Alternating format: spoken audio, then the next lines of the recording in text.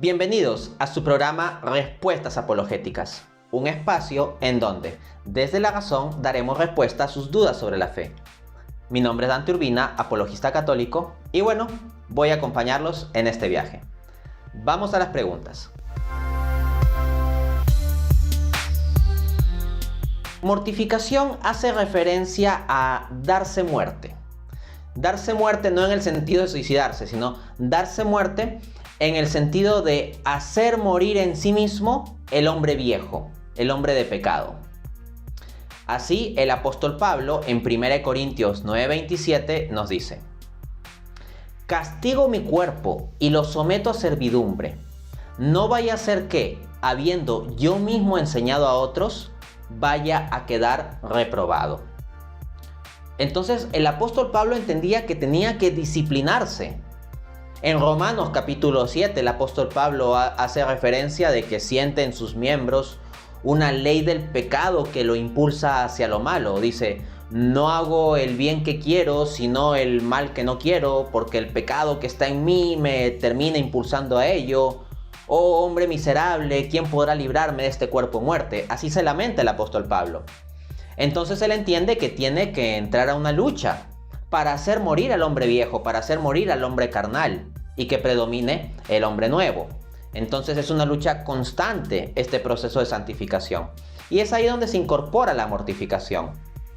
Y esta mortificación en una perspectiva cristiana tiene un valor especial porque en tanto es llevada con amor y con devoción, nos une a Cristo.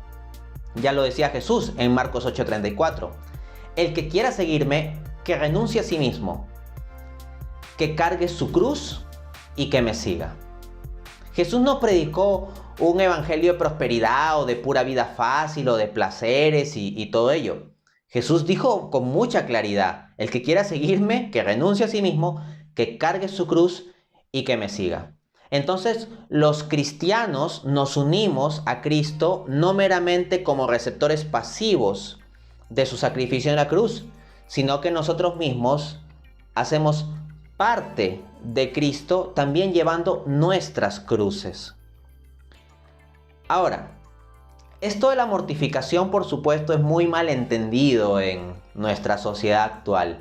Nuestra sociedad hedonista ve como el máximo valor el placer y por lo tanto el máximo mal sería el dolor, y en consecuencia la perspectiva cristiana de mortificación sería una absoluta locura.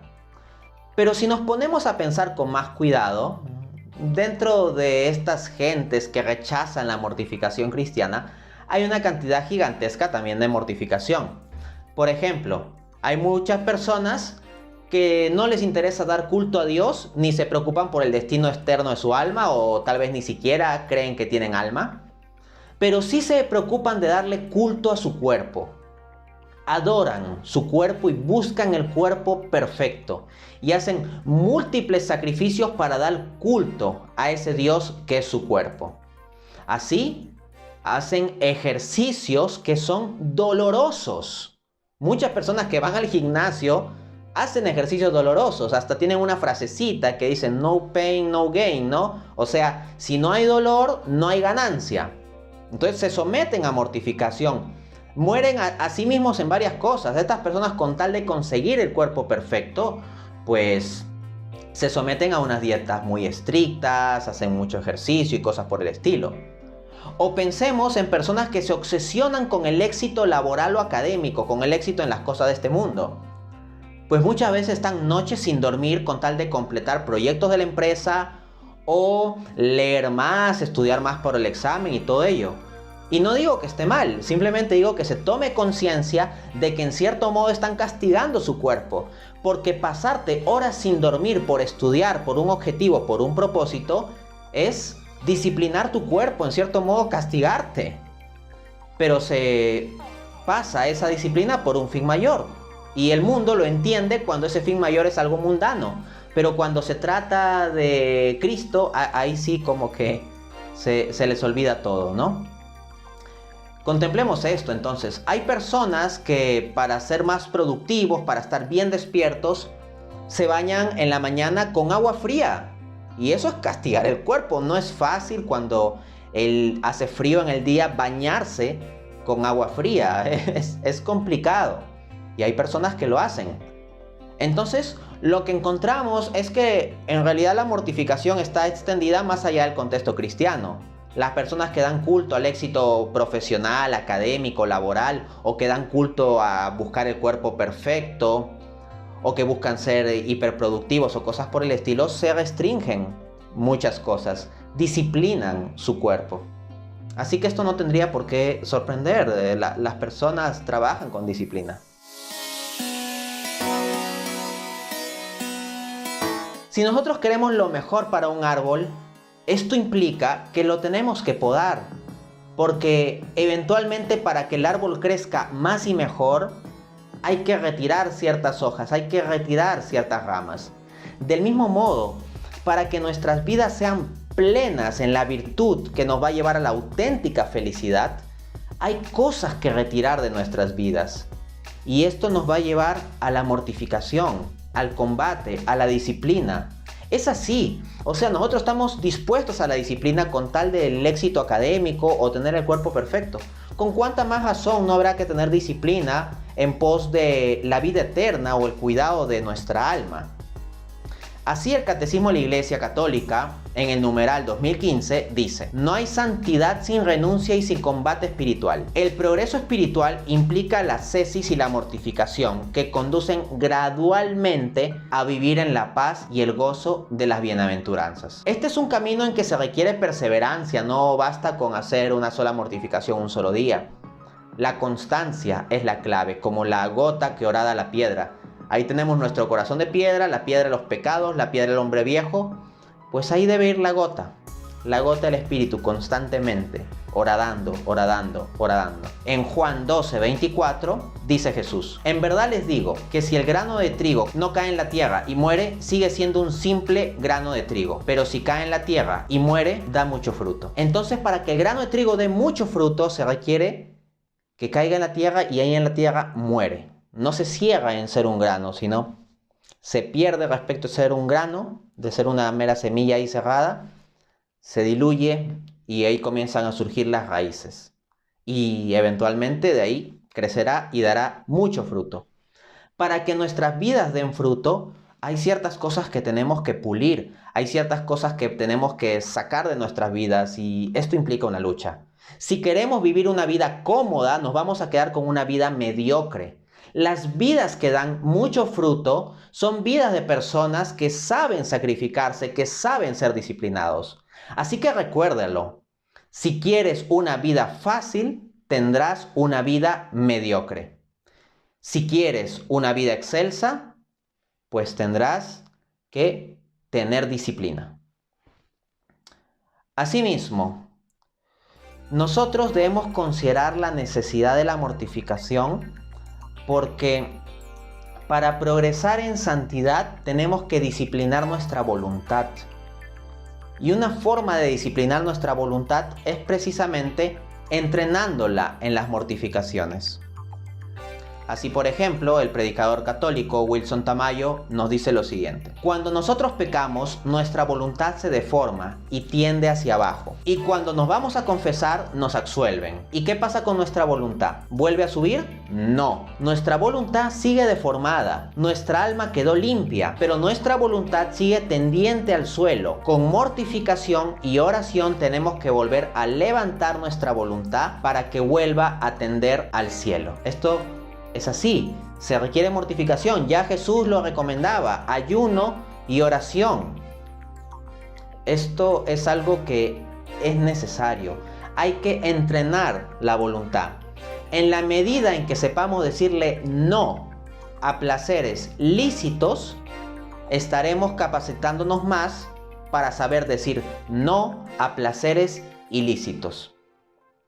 Dice el mismo Wilson Tamayo: ¿por qué muchas almas quieren amar a Cristo y no lo quieren traicionar? Y sin embargo, cuando aparece la tentación, caen. Falta de mortificación, una voluntad débil, una voluntad que no se ejercitó en la virtud. Hay que ejercitarnos en negarnos cosas pequeñas para capacitarnos de poder resistir las tentaciones cada vez más grandes.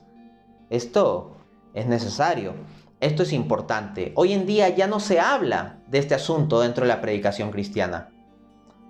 Y esto es lamentable. De ahí que tanta gente entre los cristianos se entregue muchas veces al hedonismo y pretenda que eso es compatible con su fe. Tal vez alguno que haya escuchado la respuesta a las preguntas anteriores sobre la mortificación ya está pensando, ¿no? Oh, este Dante Urbina viene a decirnos entonces que todos debemos autoflagelarnos. No podía esperarse nada menos de este tipo de fanáticos. A ver, un momento ahí. Yo en absolutamente ningún momento de las respuestas he hablado de autoflagelación. El reducir el asunto de la mortificación a la autoflagelación es una simplonería. De hecho, la autoflagelación en términos generales no suele ser aconsejable como una forma estándar o central de mortificación, porque tiene sus dificultades. En la misma tradición cristiana, a los santos en que se ha dado esta práctica de la autoflagelación, siempre se ha puesto énfasis en que tiene que ser con la debida prudencia y con el permiso del director espiritual. Pero es que la mejor forma de mortificación no es para nada la autoflagelación. La autoflagelación más bien puede tener riesgos, porque la persona que realiza tal práctica puede caer en soberbia. Puede decir, ajá, yo soy el que hago las grandes mortificaciones de mi autoflagelación. Esto sí, es un gran sacrificio que yo hago. Si una persona comienza a razonar en esos términos, entonces esa práctica de autoflagelación termina llevándolo a la soberbia espiritual, y ese es el pecado más peligroso de todos. Es el pecado que tenían los fariseos, a los que tan duro les habló Jesús, la soberbia espiritual. Entonces, mucho cuidado con eso. Las mejores mortificaciones son las mortificaciones sencillas, pequeñas, involuntarias y constantes. Las mortificaciones que uno mismo elige, que uno mismo planifica, son relativamente fáciles de llevar porque se está obedeciendo a sí mismo. Pero ¿qué pasa cuando la mortificación nos es impuesta por las circunstancias? Me explico. San Alfonso María Ligorio, en su libro Práctica del amor a Jesucristo, capítulo 14, dice: cierto día apareció un ángel al beato Enrique Susón y le dijo: Enrique, hasta ahora te mortificaste a tu gusto, ahora te mortificarás a gusto de los demás. ¿Qué quiere decir con esto? Claro, uno puede planear sus propias mortificaciones y todo ello, pero el verdadero heroísmo, la verdadera dificultad está en soportar con paciencia las mortificaciones que nos impone la vida. Por ejemplo, cuando algo que esperamos que funciona, no funcione. Cuando la comida salió desabrida. Cuando resulta que siempre nos bañamos con agua caliente y de repente no hay agua caliente disponible y te tienes que bañar con agua fría. Cuando una persona que estás esperando tarda más de la cuenta. O cuando una persona hace un comentario que a ti no te hace sentir muy cómodo, pero tú ves que no lo ha hecho con mala intención y tratas de llevarlo con paciencia en lugar de amargarte y buscar destruirlo. Esas son pequeñas mortificaciones y son involuntarias porque nos surgen, nosotros mismos no las buscamos, pero si las sabemos llevar con paciencia, santifican mucho.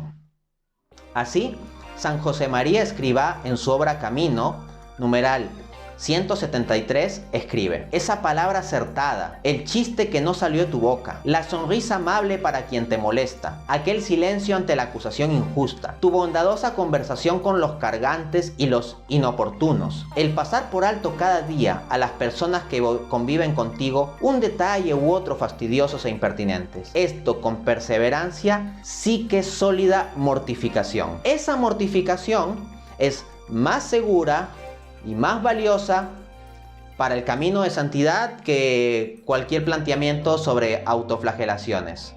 La mejor mortificación es aquella que se lleva con humildad. Y la mejor humildad es cuando nosotros mismos no estamos planificando todo, sino que aceptamos con paciencia lo que nos viene dado. Y bueno, eso es lo que hemos tratado por hoy. Nos vemos en un siguiente programa.